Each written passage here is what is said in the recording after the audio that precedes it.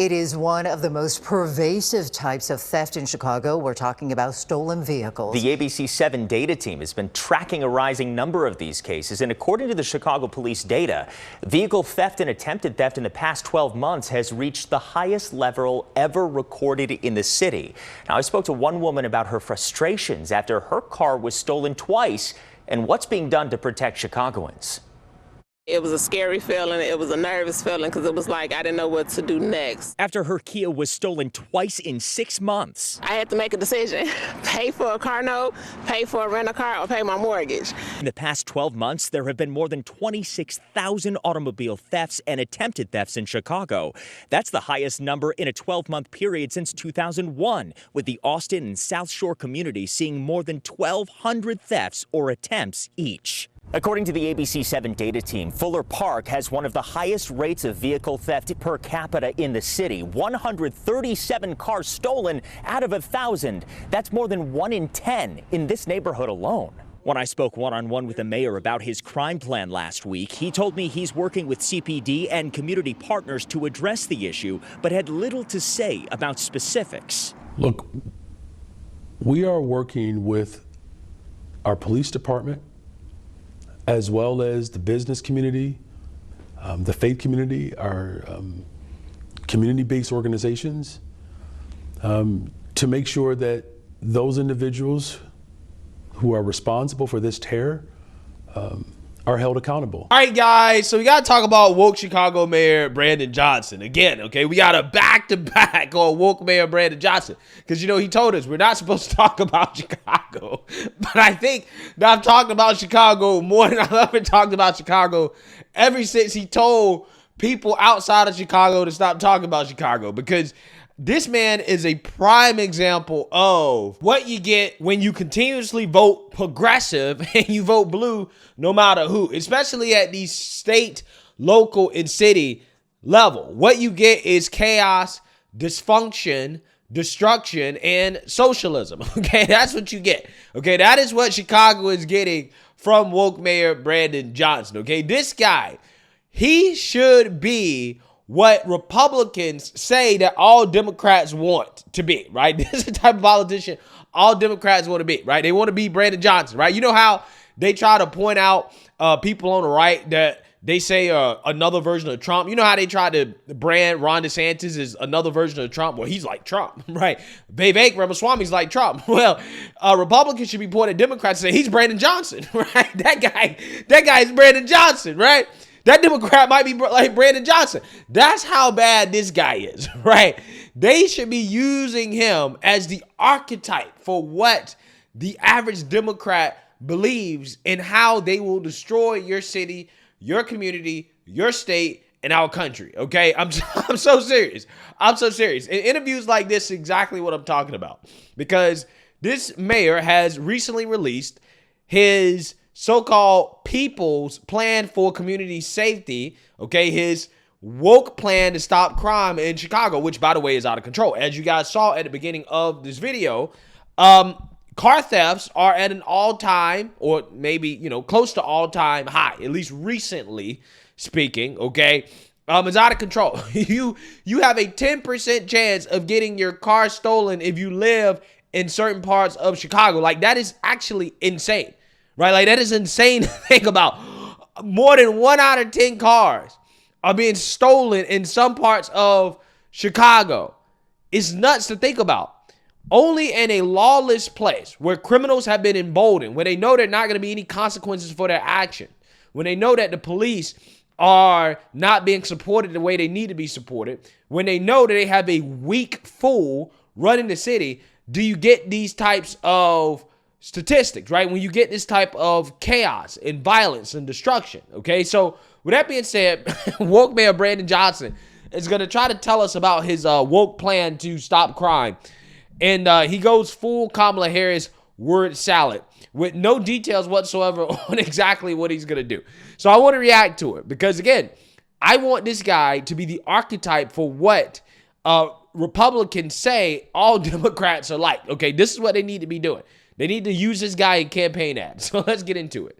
You recently launched the People's Plan for Community Safety as your strategy for reducing violence, targeting some investment in some core neighborhood areas. So how is your plan going to be different from what Mayor Lightfoot tried to do, what Mayor Emanuel tried to do? Well, look, this ongoing debate on getting at the root causes of violence, this is not a newer development. Remember, it was Lyndon Baines Johnson that actually made it a very strong point to get at the root causes of violence and crime in the country. And of course, Governor of Alabama ridiculed him and basically said that the Lyndon Baines Johnson believes that people are participating in crime because a 10-year-old did not have enough watermelon to eat.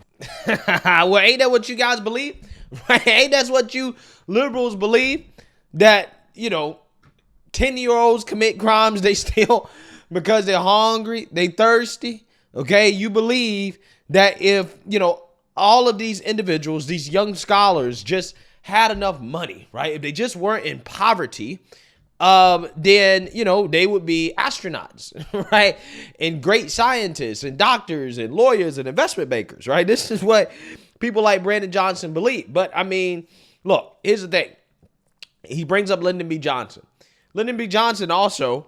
alongside the war on poverty as a part of his Great Society, he initiated the war on crime as well too, which unfortunately expanded the federal government's powers when it comes to law enforcement greatly, mainly. So I find it interesting how Brandon Johnson brings up Lyndon B. Johnson and the war on poverty, but he also did the war on crime as well, too, alongside that, okay?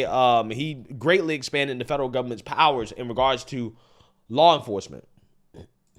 And so what I've said repeatedly, that we have to make sure that we are centering our work around people. That's what this plan does. We also are centering our work around places. We have looked at neighborhoods where violence is pervasive, 35 very violent beats, while also looking at where schools have been closed. So this combination of where schools have been closed, where disinvestment has run rampant, where violence has been pervasive, this is where the investments need to take place. And this is where the partnerships come in handy. So the full force of government, all of our sister agencies, all of our departments that I oversee, along with our business community, our philanthropic community, the full force of government with partnerships from faith, from labor, from community, from philanthropy, from business. The difference is you actually have a mayor who believes in not only getting at the root causes of violence, but also you have a mayor that believes in investing in people. And I've done that within the first 7 months of my administration.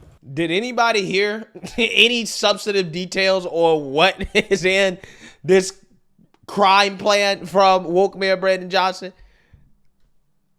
Did anybody, what specific detail did he lay out in regards to what he's going to do to stop crime?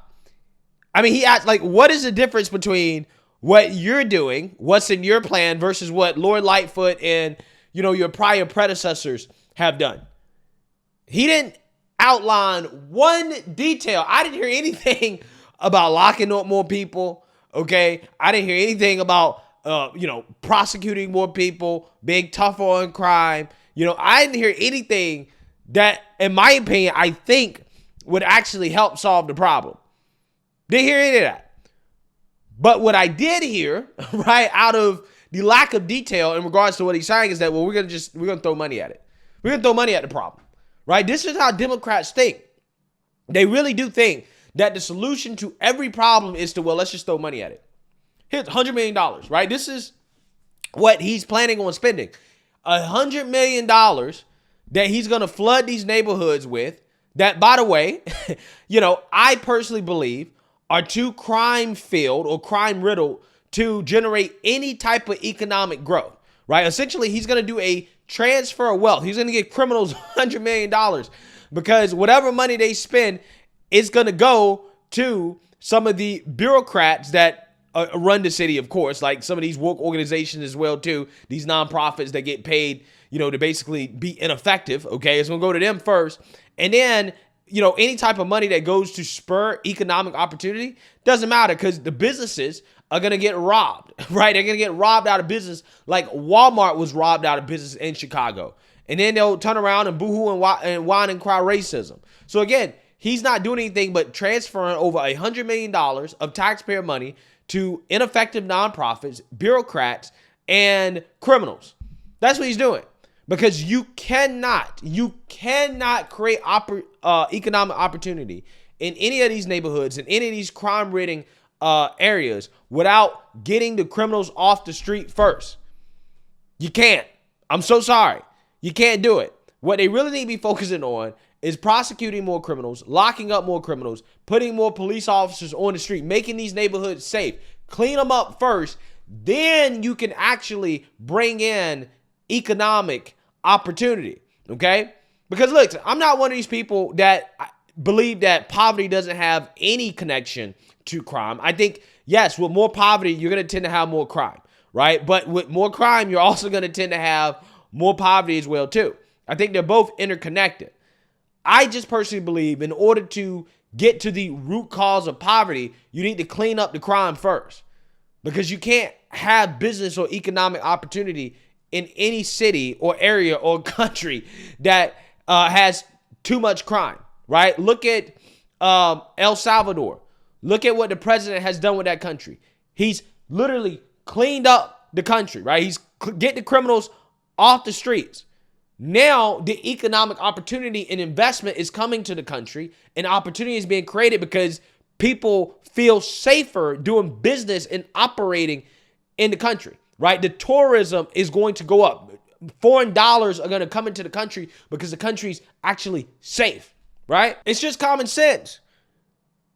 Nayib Bukele, the president of El Salvador, basically has a roadmap for liberal Democrats running these cities to fix their cities and clean up their cities.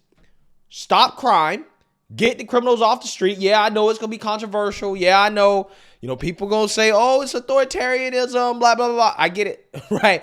But, hey, all I'm saying is that you got to clean up the criminals first, and then you can invest. Then the money will come in. But until you fix the problem of crime, the money's going to be wasted. It's going to be a waste of money. Chicago's doomed with this guy, right? Absolutely doomed. Mayor, something we're going to talk about a bit more coming up in the program. Your appointed school board passed a resolution to create a 5-year strategic plan that would eventually shift away from school choice, as so many CPS families are familiar with it. What does this mean for example, parents of children who attend selective enrollment schools? What can they expect? Yeah, what it means is that children who attend neighborhood schools are not going to be ignored. That's what it means. I say this often, particularly as someone who's been a public school teacher. The first mayor, likely in history, certainly in modern history, who actually sends their children to public schools. I have a vested interest into making sure that our schools are fully supported and funded. But of course, as W.E.B. Du Bois said, that public education at the expense of the state is a Negro idea. And again, of course, quoting a socialist, right? A socialist. To promote a socialist policy, which is basically a gift to teachers unions, right? To essentially try to phase out school choice in Chicago when more school choice is desperately needed. Okay, I mean, Chicago public schools are an absolute disaster. Out of the 50 largest school districts in this country, Chicago spends the second most per student, about $30,000 per year per student. $30,000. And this man wants to funnel more money in what is a failing and inefficient system, okay, where you have 11% of black students that can actually read proficiently. 6% of black students can do math proficiently at grade level. Again, just all around failure of a school system. You have a mass exodus of students that are opting out of Chicago public schools.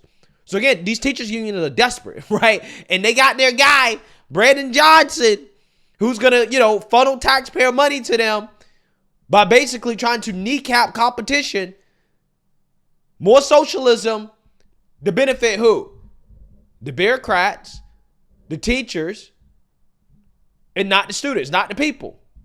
Again, this guy, he should be on a billboard, right? He should be on a billboard. Republicans should start putting this man on a billboard. If you vote for Democrat to be your mayor, you're getting this guy. You're getting this clown, this lunatic, right? That's what you're getting. I'm so serious. This is a whole 2 generations ago, that we have to invest in public accommodations.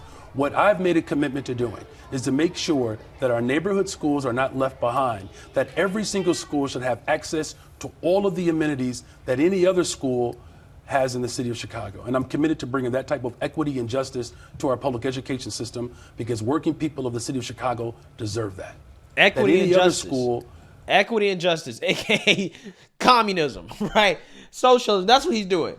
This guy is going to ruin Chicago. Chicago is going to be an absolute disaster. But again, I love this because, again, I feel bad for the people there that didn't vote for it. But if you did vote for it, then hey, too bad, so sad. But regardless, this right here, again, the reason why this is so great is because it presents such a great opportunity for Republicans, especially for Republicans who do want to run in these liberal cities, right? Where, again, you can literally point to a guy and say, look, this guy is like the quintessential progressive Democrat, right? Progressive Democrats get elected all over in these cities.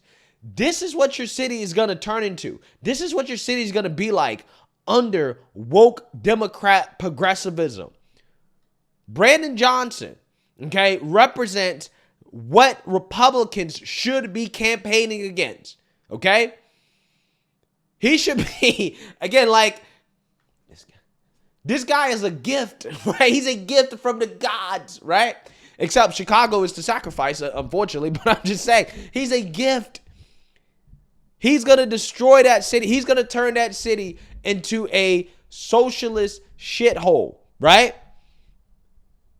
And conservatives and Republicans should point at that and say, yeah, this is what your city, this is what your town will turn into if you vote Democrat, right? Every Democrat is like this guy, right? This is what they all want. This is what they all believe, which again is not far from the truth, right? I mean, it's actually pretty accurate. I mean, it kind of is the truth, right? It is the truth. This is what they want, especially these local level Democrats.